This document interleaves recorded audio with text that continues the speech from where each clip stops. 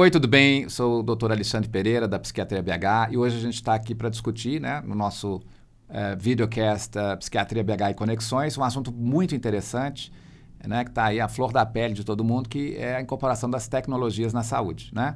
Eu trouxe dois colegas muito bacanas aqui, muito interessantes, estudiosos do assunto, que estão envolvidos nesse processo, que são os professores da Faculdade de Ciências Médicas, Evandro Queiroz, né, que é também gerente de produtos digitais na Feluma, e o Jorge Sabino, né, que também é gerente de inovações lá na Feluma, na Fundação Lucas Machado, tá bom?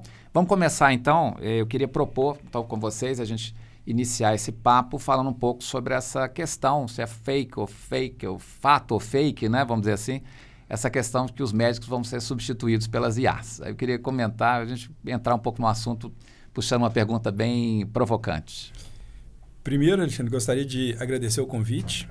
Eu vejo iniciativas como essa sua, de poder trazer informação de qualidade para a população extremamente importante. A gente vive a era dos dados, mas não quer dizer a era dos dados de qualidade. E as pessoas que têm a capacitação e fundamento, é muito importante que elas difundam esse conhecimento para que a população tenha um norte para onde buscar. Bom, com relação à IA e à questão do que é fake ou não, e a questão da inteligência artificial substituindo os médicos, eu vi esses dias no Instagram uma fala bem interessante de um comediante, Murilo Couto.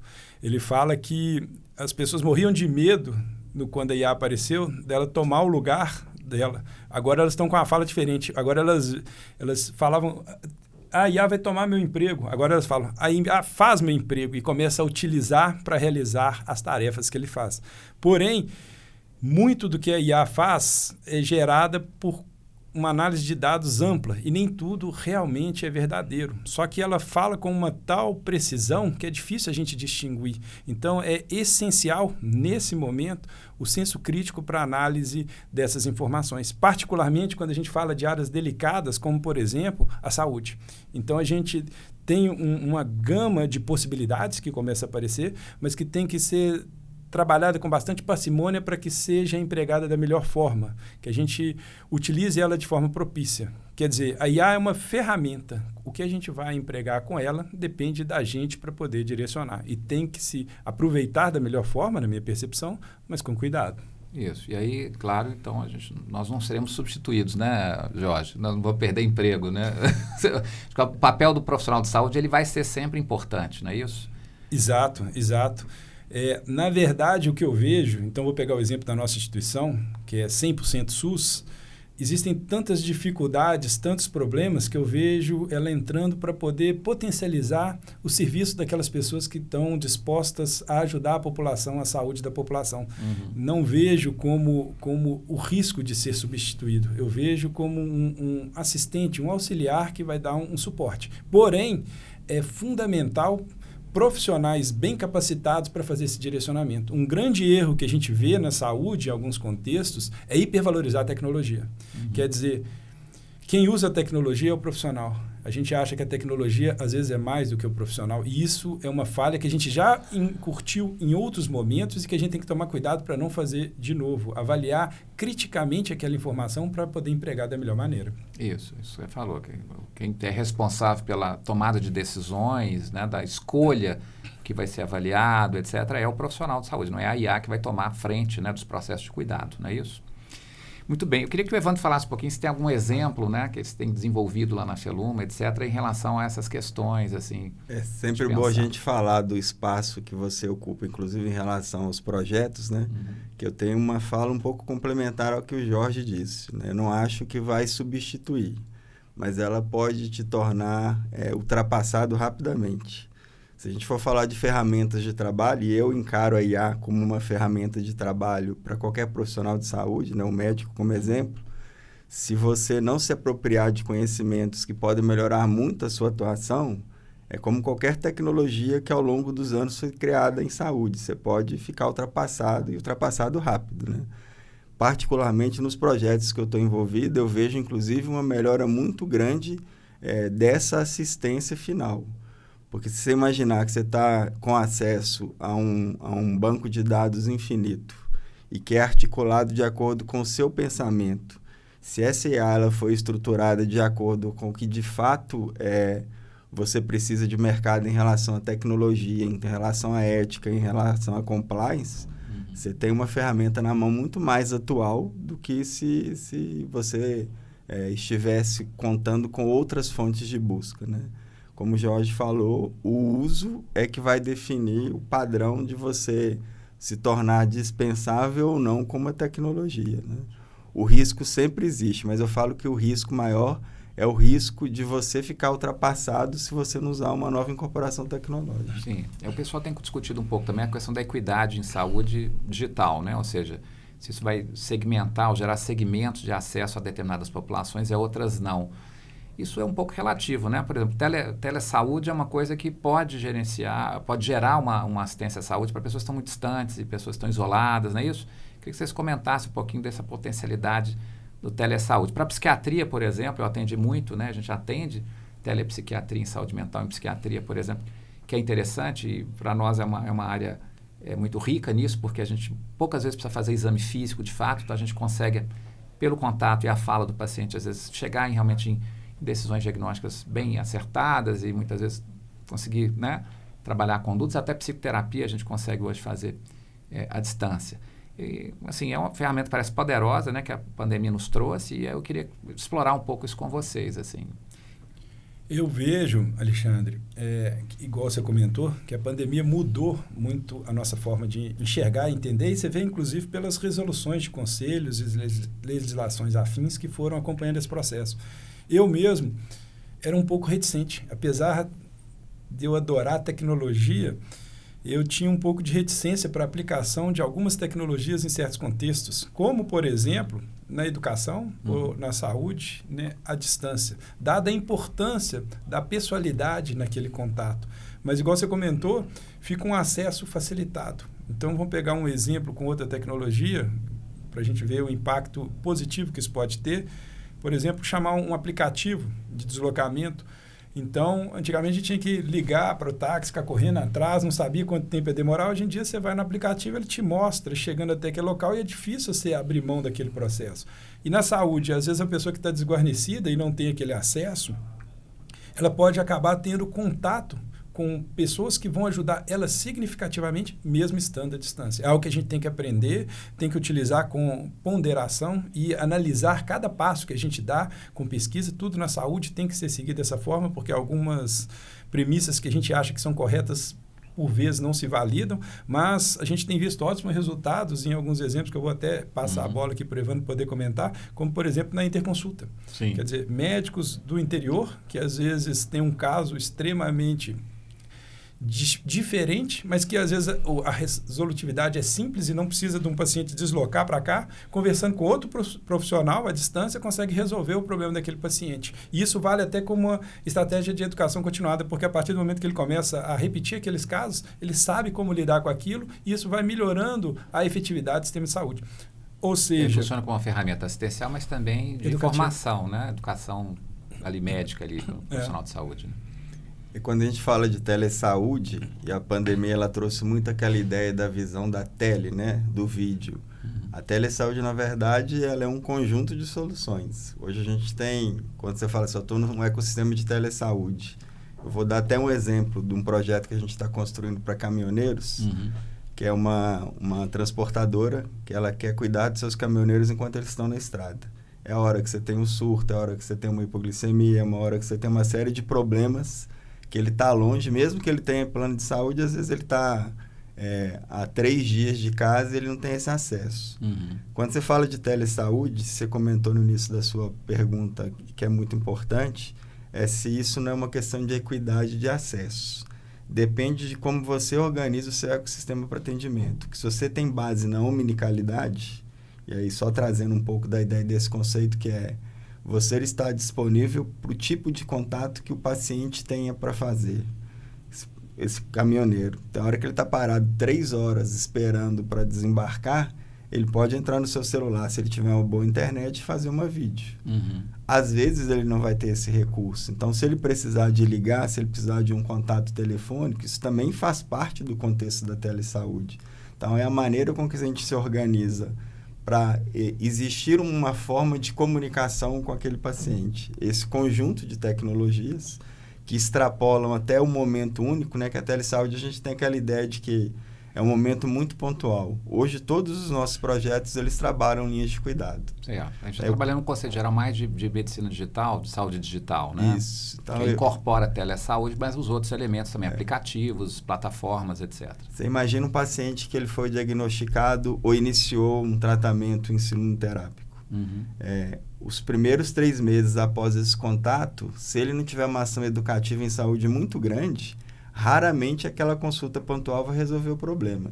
Então, a gente aciona toda uma forma, que seja por meio de aplicativo, que seja por meio de uma ação ativa até via WhatsApp, que você acompanhe esse paciente fazendo lembretes que são importantes para aquela patologia que ele tem. Okay. Então, ao longo da jornada de tratamento, ele vai tendo ali um suporte à distância, além dos contatos. Se você for pensar dentro da psiquiatria, a importância que isso tem, né, em relação a esse acompanhamento, a tratar gatilhos, a uma série de coisas. Perfeito, não, interessante. São pontos que na saúde a gente ainda tem muito para evoluir. E aí a tecnologia pode vir nesse contexto. Você vê, quando a gente está conversando aqui, às vezes o celular já capta alguma mensagem que a gente falou e traz uma propaganda para você, uma notificação, depois você vê isso num site, você recebe um e-mail, ou seja, ele está te monitorando o seu comportamento para alcançar um resultado. Com o paciente, às vezes a gente tem essa dificuldade. Quer dizer, a gente sabe que ele faz uma consulta, vai ter que fazer um exame, tem que ter um retorno e vai ter um tratamento. Mas esse monitoramento, às vezes se perde algum caminho que a saúde digital pode contribuir para esse direcionamento. A gente vê muito, igual o Evandro falou, como simplesmente uma conferência, né? Uma linha que você fala com o outro. Mas tem vários pontos positivos que ela pode trazer para agregar nesses recursos, que é uma mudança de paradigma, na minha percepção. Perfeito. Não, exatamente. Eu tenho um pouco essa visão também, né? Mas a gente está no momento de tatear essas tecnologias, aprender com elas, não é isso? E avaliar o que é de fato possível a gente aplicar na prática com retorno, com resultado, né? Por isso que é importante avaliar essas ferramentas, avaliar se elas de fato, né, funcionam bem e as correções que a gente tem que eventualmente trabalhar ao longo dos processos, né? Muito bem. Bom, a gente estava comentando um pouquinho no início, né? Você falou um pouco e aí você deu o exemplo agora aqui do computador, né? do celular que está gravando a fala e os algoritmos vão apresentando para a gente ofertas, né, comerciais e temáticas ligadas àquilo que a gente tem interesse.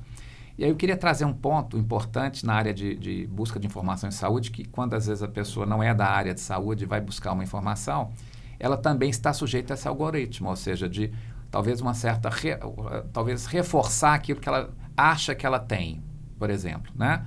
E eu queria que a gente comentasse um pouco essas possibilidades assim, de erros, né, equívocos que podem, às vezes, reforçar nas pessoas diagnósticos, por exemplo, inexistentes ou gravidades de doença que não existem, né?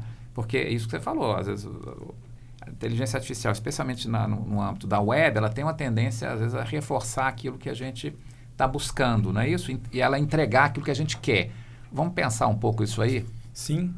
As inteligências artificiais, Alexandre, elas foram construídas de uma forma a serem bem receptivas. Quer dizer, não sei se você já percebeu, você que contesta uma resposta da inteligência artificial e fala, desculpa, você estava certo. Agora, às vezes estava errado, né? Estava errado, mas ela não quer confrontar porque foi como o modelo foi treinado para ser mais receptivo e difundir para a maior quantidade de pessoas. E isso, por uma série de aplicações, pode ter seu valor e por isso ela cresceu muito rápido, mas em alguns locais ela pode ter um risco muito grande. E aí vamos colocar um exemplo aqui próprio da saúde mental. Se a pessoa está com uma crise, uma alucinação e a inteligência artificial reforçar aquilo sem a supervisão de uma pessoa, isso é um risco que a gente vivencia hoje em dia. Quer dizer, é muito importante ter o pé no chão, mesmo sendo fãs de tecnologia, que é o que você está colocando como avaliação de tecnologia em saúde, a gente tem que ter muito critério. A gente não pode adorá-la cegamente. Tem um estudioso de IA, eu acho que até já comentei com você, Miguel Fernandes, ele fala que a IA hoje em dia é como os indígenas encontrando um local novo, um rio. Lá é fonte de vida, tem peixe, tem água, mas também tem perigos. Pode ter uma cobra, pode a onça ir lá. Então a gente tem que aprender a trabalhar com ela da melhor forma para tirar seu proveito. Aí falar que hoje em dia, por essa série de benefícios, a gente pode usar sem risco, não. E é extremamente importante conscientizar. É interessante porque as pessoas se familiarizam tão rápido que relegam esses cuidados. Eu dando aula outro dia para alunos do 6º período, comentei que a inteligência artificial pode ter alucinações, quer dizer, respostas que não são verdadeiras, como, por exemplo, inventar uma referência bibliográfica que não exista, mas que pareça real. E tinha alunos lá que nunca tinham ouvido falar dessa terminologia e que usam regularmente essa inteligência. É fundamental, por isso, um dos pontos importantes quando se fala dessas tecnologias, o letramento digital, que é exatamente isso que a gente está fazendo aqui, que é discutir sobre esses recursos, conhecer um pouquinho, saber seus prós e contras para ter esse discernimento para o melhor direcionamento. Pois é, por isso que eu estava comentando, né? Depois eu vou pedir para você comentar, Queiroz, em relação à questão da possibilidade de você buscar informações falsas, né? Porque, como você colocou, a própria IA pode criar informações de acordo com o desejo da pessoa, né? Ela quer muito determinada informação de uma determinada maneira e isso acaba acontecendo. No consultório, o que eu tenho observado na área de saúde mental que eu atendo, são pessoas que já, às vezes, fazem um screening diagnóstico, às vezes usando uma escala que está disponível, por exemplo, né? E aí elas vêm hoje... Muitas pessoas com interesse no campo da saúde mental vêm trabalhar, principalmente, elas muitas vezes investigam a si próprias quanto a sintomas de autismo, que é uma coisa que está sendo conversada muito atualmente, né? Porque a gente ampliou o diagnóstico, isso incluiu potencialmente outras pessoas, mas isso pode gerar distorções do ponto de vista de falsos positivos, e também diagnóstico de TDAH, por exemplo, né? De deficiência de hiperatividade e atenção, que hoje, pela rapidez que a gente tem no mundo hoje, os estímulos, múltiplos estímulos que a gente tem, as pessoas até do ponto de vista ambiental estão ficando mais atentas e estão querendo mais rapidez nos processos, não é isso? Eu queria que você comentasse um pouco essa questão, por exemplo, dos potenciais que a gente teria, né, em desenvolver ferramentas ou aplicativos, né? Eu estava até fazendo uma leitura outro dia de um livro trabalhando psiquiatria digital e mostrando um pouco que, por exemplo, a adesão a aplicativos, em geral, pela população em geral, é baixo. Vocês têm essa percepção? Eu queria que vocês falassem um pouco isso, porque tem um potencial interessante, mas talvez ele precisa ser muito bem conduzido, bem aplicado e direcionado talvez para pessoas a partir dos profissionais, a partir de um segmento, e não simplesmente a pessoa ir buscar um aplicativo qualquer, né? Vamos pensar um pouco isso aí. Eu vou tentar começar por onde o Jorge parou, em cima da sua pergunta, chegar lá no aplicativo, né? Quando a gente fala de acesso à informação em saúde, né, é uma ilusão a gente achar que todas as pessoas não vão buscar os seus caminhos. Às vezes, o que a gente já tem hoje em mídias sociais é muito mais nocivo do que o que a gente imagina pelas IAs. Eu brinco assim, se você quiser descobrir um novo problema de saúde, comprar um e-book e no final do dia ter o seu diagnóstico, é só você passar uma manhã no Instagram. Você vai ter acesso a uma série de profissionais. Não cabe falar de valor ético das pessoas, mas que quem está por trás do uso daquela ferramenta é que é o responsável, né? Então, a gente tapar o sal com a peneira de imaginar assim, ó, as pessoas vão ser melhor ou pior assistidas por causa do uso de IA. A IA está dissociada em tudo quanto é processo que a gente tem. Se você pegar um algoritmo de mídia social que vai te seguir, vai te ofertar uma série de coisas, seja via Meta, via Google, você tem inteligência ali atrás. O que as pessoas, às vezes, hoje começam a ter uma dimensão é da IA conversacional, que é essa que eu me relaciono com ela. E aí eu vejo muitos pontos positivos em relação à melhora desse contato. Ou seja, você está fazendo uma diferenciação entre a IA pode ser uma ferramenta muito boa, inclusive para leigos, no sentido de buscar informações sobre a determinada suspeita, etc. E não necessariamente ela não pode ser comparada, por exemplo, a situações de profissionais que estão eventualmente vendendo saúde ou produtos ou se colocando como pessoas que vão resolver aquele determinado problema. É igual o nível de evidência. Quando você está seguindo alguém no Instagram, você está no pior nível de evidência. Você está com opinião de especialista. E que dependendo de quem é esse especialista... Às vezes nem é especialista, né? Às vezes não sabe, às vezes, quem é a pessoa. Ele é o auto-intitulado especialista. Então, esse grau de evidência é o menor possível. num aplicativo para uma IA, por exemplo, se eu treino essa IA com o que é a melhor de evidência científica para o cuidado daquele tipo, eu estou dando a essa pessoa uma condição dela ser cuidada com uma supervisão muito melhor. Vou dar um exemplo.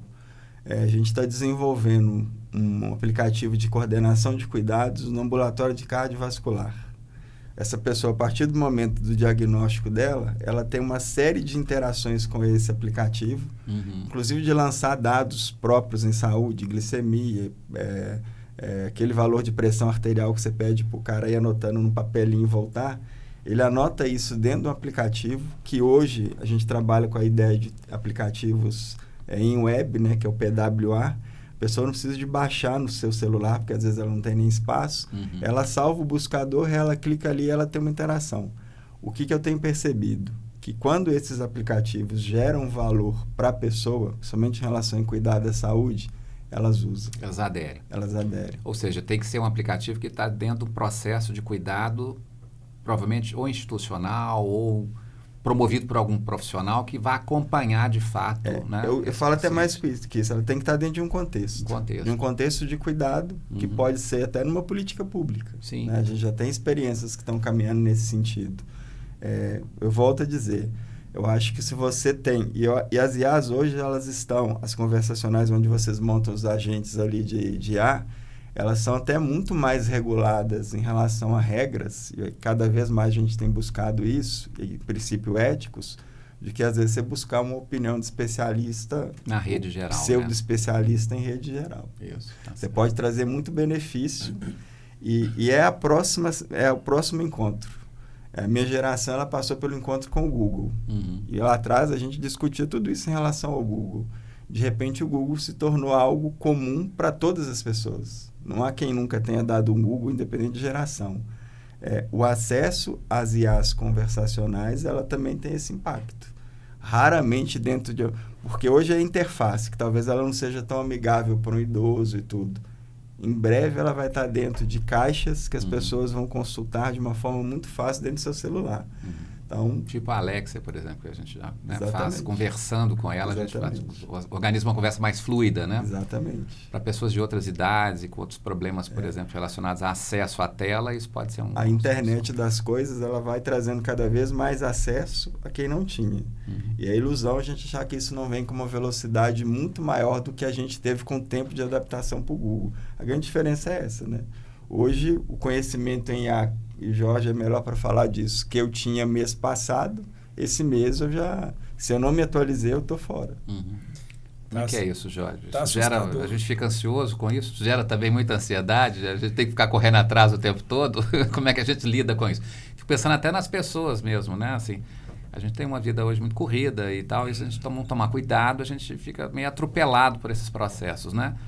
O tempo todo falar de questões disruptivas, inovações, isso também gera uma expectativa nas pessoas em geral, né? Das coisas mudando. Sim. Hoje em dia, a gente vivencia o que em tecnologia é conhecido como hype, né? Tá na moda, em outras palavras. E isso a gente vê em vários aspectos, Alexandre.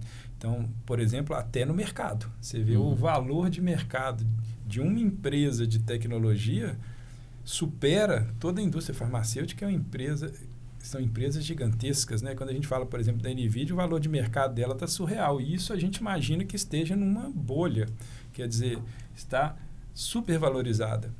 E aí é importante, né? Isso a gente imagina que deva aparecer em breve, distinguir a questão financeira da questão prática de aplicar. A IA, ela tem aplicações bem robustas e práticas, mas é possível que esteja hipervalorizada. E essa moda que tem tido, lança-se tecnologias diariamente. E assim, uma tecnologia que a gente vê, não está muito legal. 2 dias depois, você olha ela de novo, ela é impressionante. Pegando um exemplo acadêmico aqui, eu lembro quando lançou o GPT, eu falei, isso aqui a gente tem que mostrar para os professores. Eu fiz uma capacitação com o professor Geraldo Coelho, falecido, assim, um grande professor, ele adorava a tecnologia também, era da Unimed aqui. E aí a gente foi falar de GPT assim que tinha lançado. E aí alguns professores pegaram para fazer prova. Falou, não, ela é legal, mas para fazer prova não dá. Lá na capacitação que a gente refez agora esse ano, 2025, O outro professor, o Alexandre Braga, colocou, não, eu estou fazendo umas questões aqui e aprendeu como fazer as questões, mas a tecnologia evoluiu muito rápido. Então, eu recebo, assim, semanalmente, umas 3 a 5 tecnologias que são ditas disruptivas que vão transformar. E isso gera, assim, um pouco de ansiedade, mas acho que as pessoas não precisam ficar testando todas. As boas acabam se difundindo. Como a gente fica referência, assim, perguntando, acaba que eu tenho que ficar testando. Então, eu tenho uma lista ali de uma série que eu ainda nem consegui ver, mas aparecem todo dia, assim, dezenas, centenas de... Então, é impossível acompanhar tudo, né, exatamente. Jorge? A gente tem que selecionar ali uma ferramenta que a gente está sendo útil e investir um pouco nela, um tempo, não é isso? Exatamente. Amadurecer um pouco nesse processo. Se não vai ser algo de ajudar, vai ser algo de gerar mais estresse de querer conhecer aquilo tudo. Isso, igual você colocou, isso é prático. Eu tenho que saber tudo, eu tenho que ir a todas as informações, eu tenho que estar absolutamente atualizado. Isso gera um impacto também, né, negativo na gente, né? O que você podia falar um pouquinho sobre algum outro projeto que você acha que está interessante de aplicação, né, na jornada na saúde? Eu estou pensando assim um pouco... Esse exemplo que você deu da cardiologia eu achei muito interessante, que é essa coisa de você realmente fazer um acompanhamento da jornada do paciente, né? E, de fato, engajar o paciente no acompanhamento, né? Que é uma coisa que às vezes a gente tem dificuldade. O Jorge citou isso também, né? Eu acho que talvez as grandes soluções elas vão entrar nesse campo de gestão do cuidado. Porque o ato em si de você tomar uma decisão clínica sobre um paciente, ela é pontual, ela é importante que ela seja longitudinal.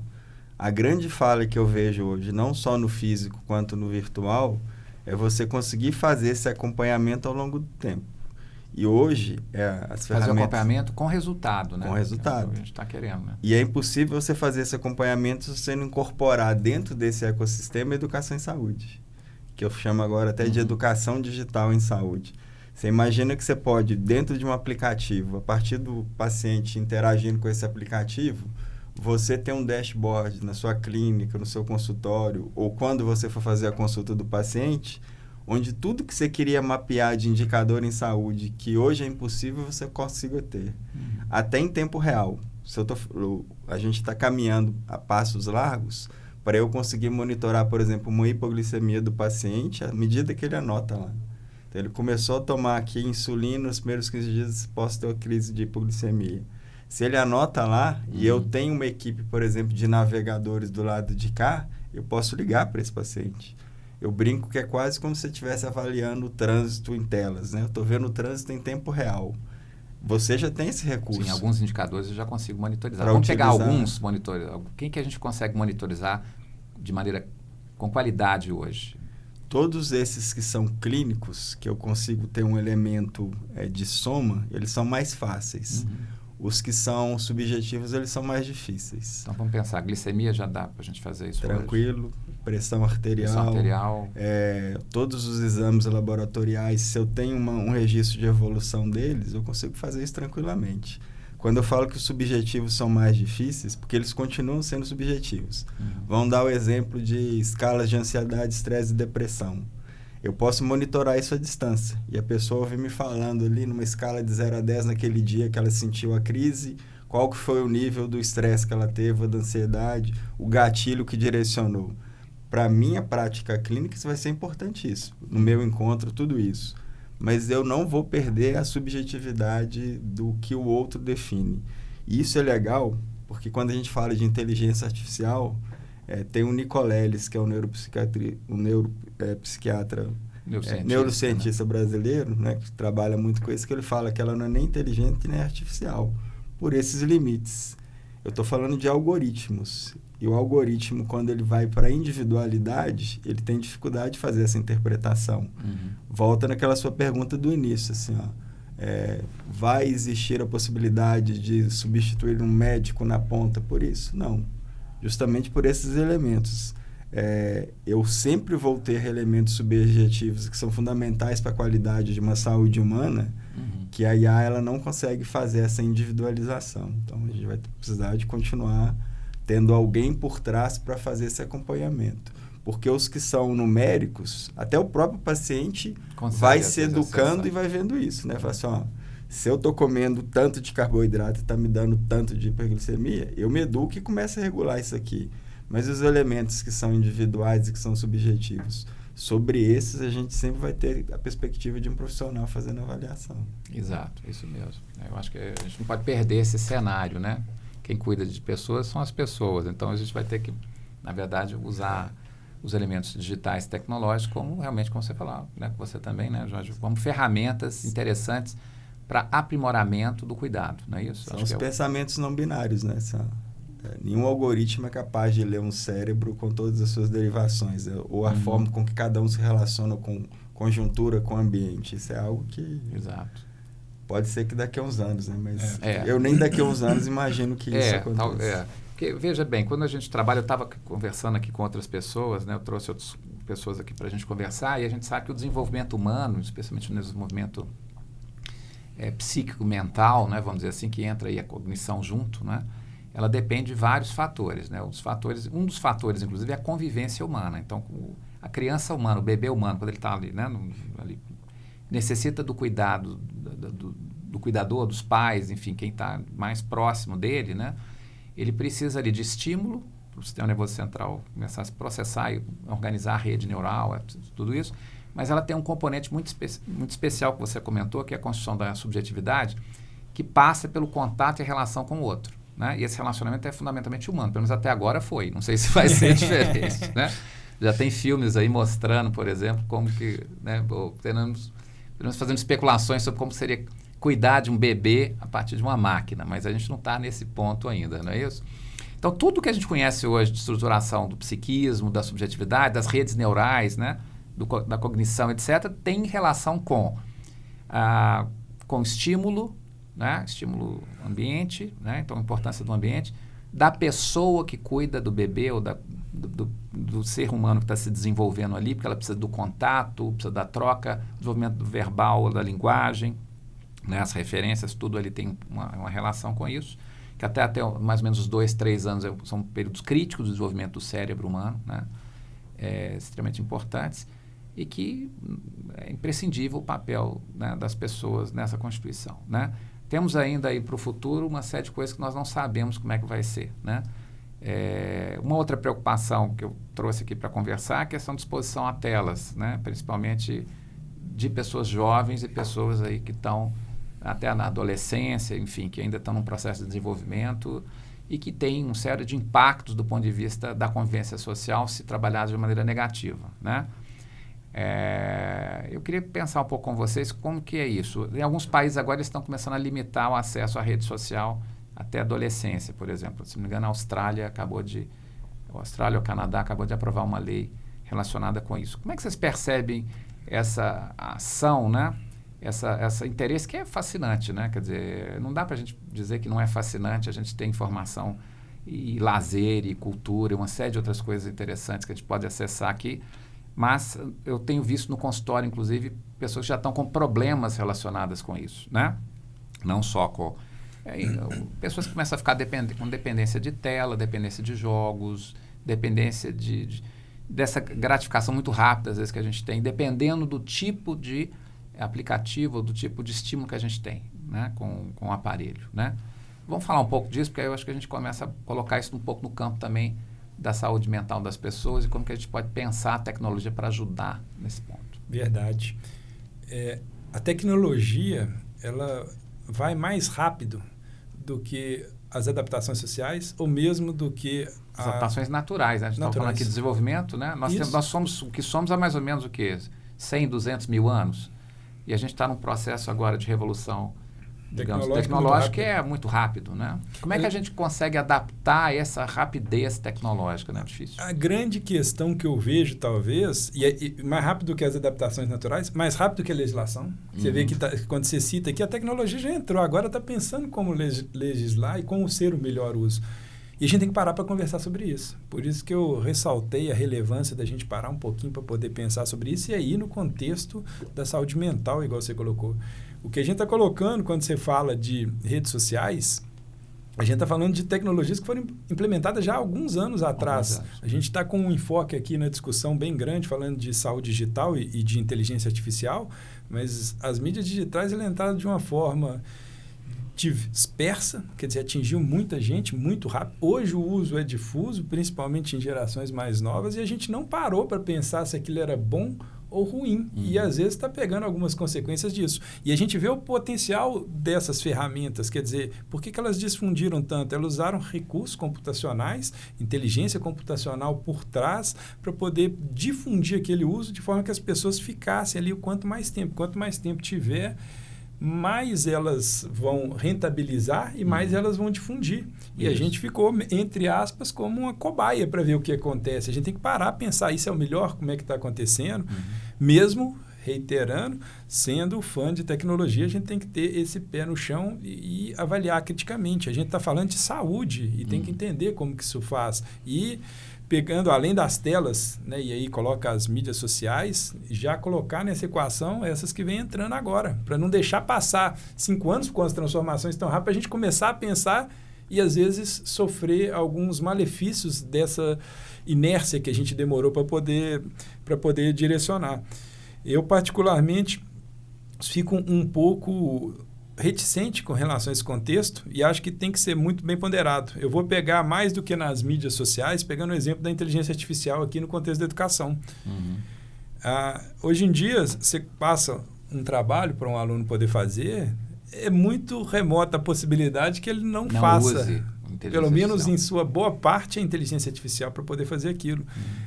Eu tinha feito um trabalho de apresentação, de avaliação de tecnologia em saúde na disciplina de medicina baseada em evidência, que era com vídeos, e eu conhecia as IAs que foram utilizadas para poder fazer aquele trabalho, só de eu ver ali, por causa do meu estudo assim, que eu tenho feito nessa área. Eu até brinquei com os meninos.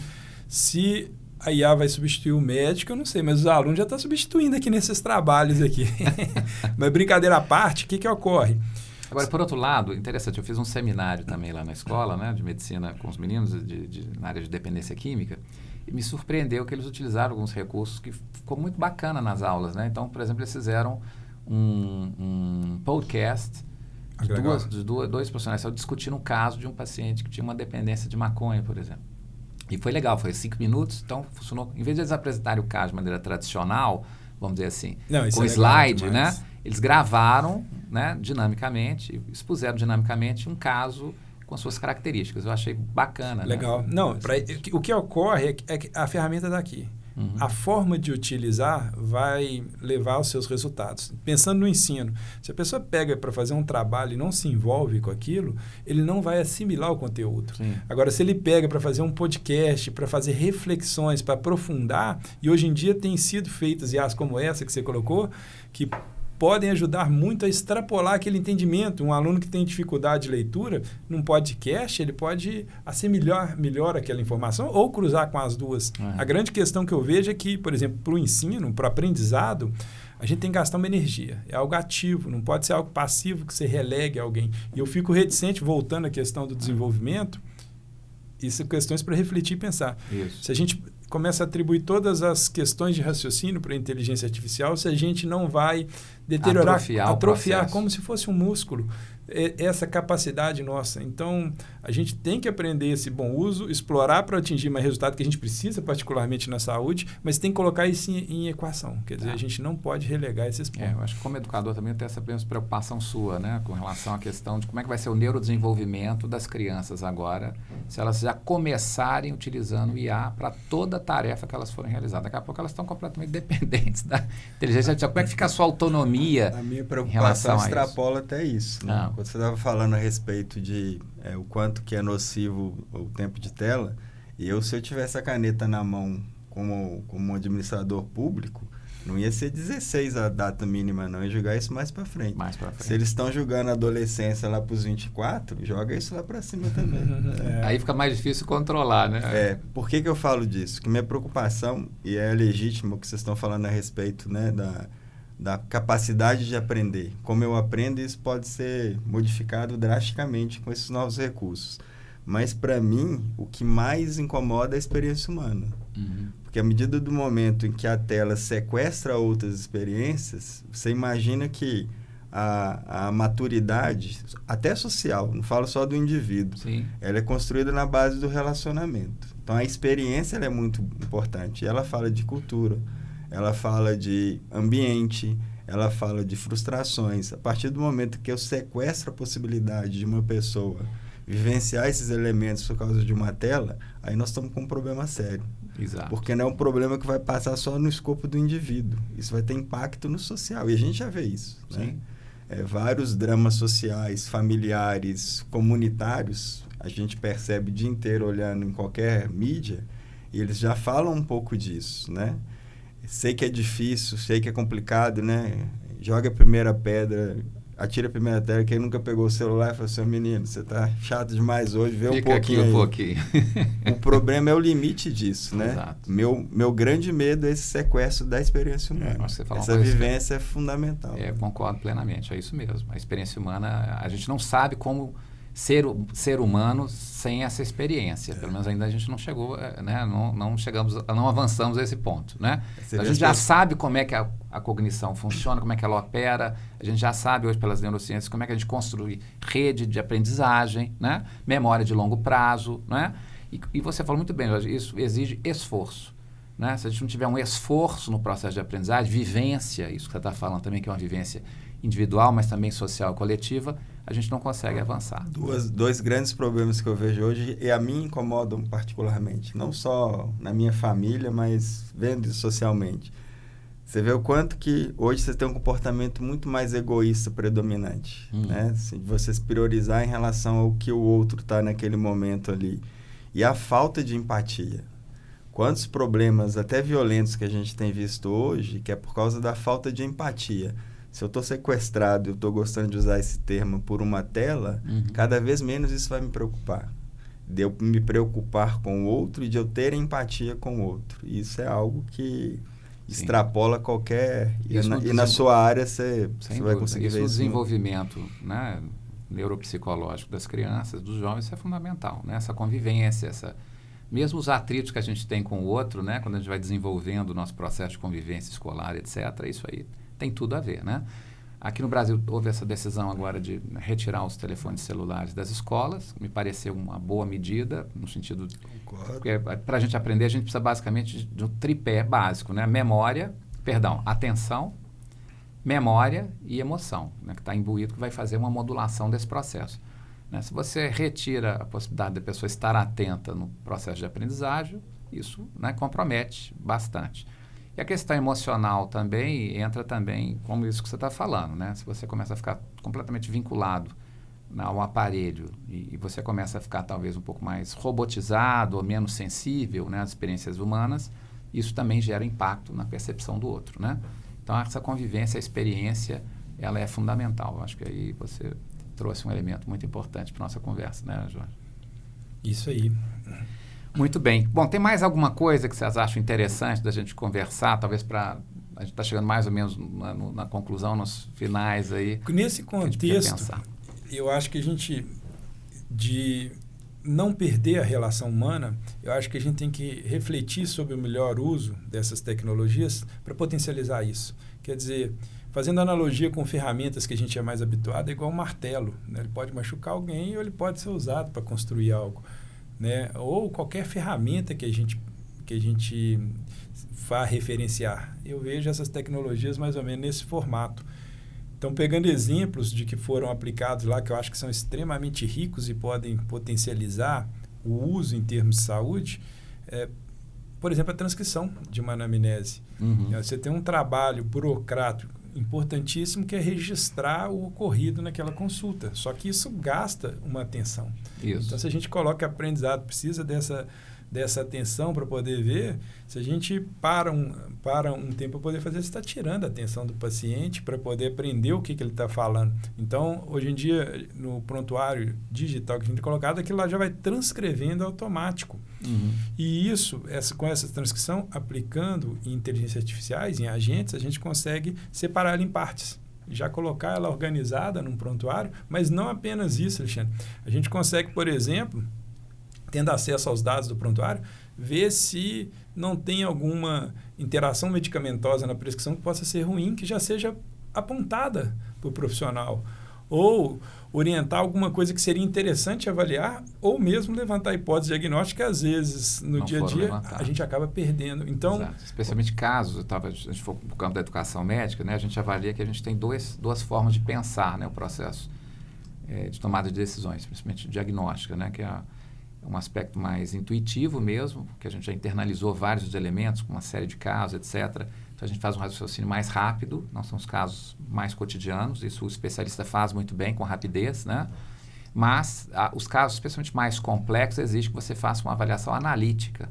E se você tem mais dados, mais informações, você consegue construir, né, ali um arcabouço de tomada de decisões mais interessante, não é isso? Com certeza. E não seria fazer um diagnóstico, mas levantar as hipóteses para que o profissional exato. Se atente para aquilo ali. Então, isso. à medida que já está transcrevendo, ele já está sugerindo as hipóteses diagnósticas ali, o que ajuda a clarificar em alguns conceitos. Isso pode ajudar tanto um especialista experiente, porque pela prática a gente pega aquele hábito e às vezes pode ter até uma perda nesse excesso de confiança que se tem, mas quanto um iniciante também que guia aquilo. Então, o próprio agente também levanta questões para serem feitas por paciente, quanto agentes especialistas para ele poder tirar dúvida. Então, a gente vê um escopo muito grande que facilita para o profissional ter melhores resultados, mas, ao mesmo tempo, voltando na humanização, teoricamente vai permitir para que ele dê mais atenção para aquele paciente, que ele possa trabalhar com o que ele precisa.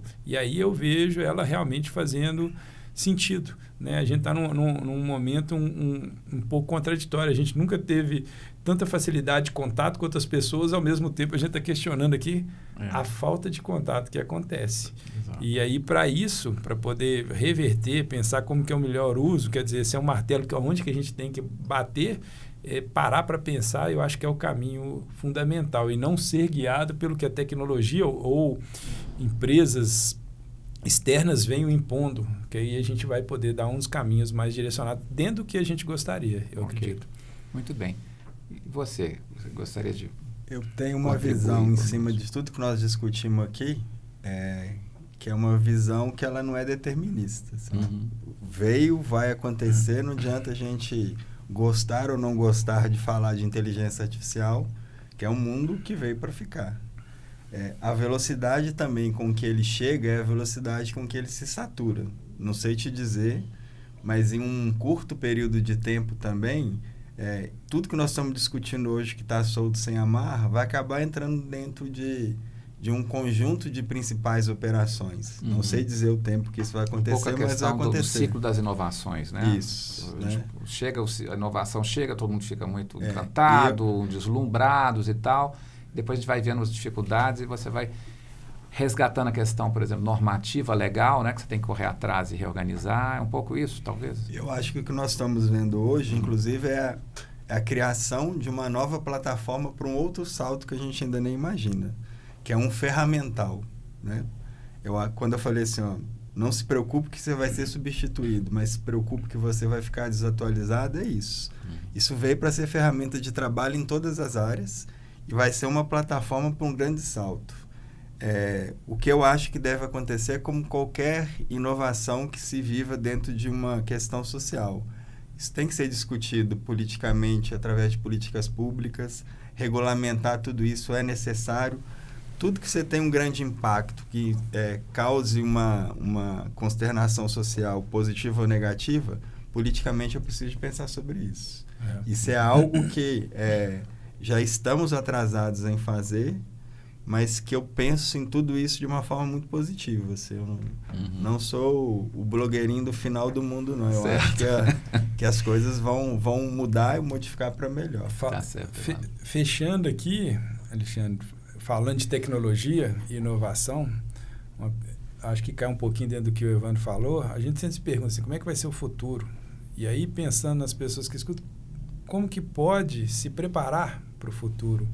Tem uma frase do Jeff Bezos, CEO da Amazon, que ele fala que ele é uma referência em inovação, em transformação digital, e que todo mundo vai perguntar para ele o que vai mudar no futuro. E ele fala que essa pergunta é conceitualmente errada, que se a gente quer saber do futuro, a gente tem que pensar o que não vai mudar no futuro. Quando ele montou a Amazon, ele sempre pensou que as pessoas queriam receber as coisas mais rápida e mais barato. Quando fala-se de varejo, isso não muda. Então, tudo que ele investiu foi para aquilo.